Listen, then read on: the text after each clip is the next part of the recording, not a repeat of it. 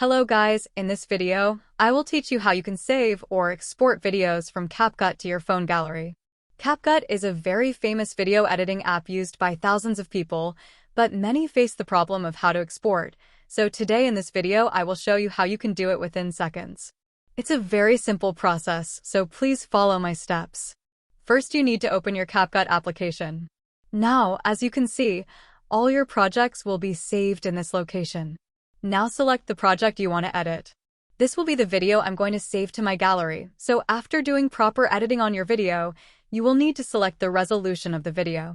For that, you need to tap this option from the top right corner. As you can see from here, you can change your resolution and your frame rates. Make sure you choose your resolution according to your phone's storage. The higher the resolution, the more storage it will consume. After selecting your requirements, you press this arrow button on the side. This will take a couple of minutes to load, and it is going to save your edited video to your gallery. So yeah, that's how you save video from CapCut to your gallery. Thanks for watching. If this video helps you, then please subscribe to my channel.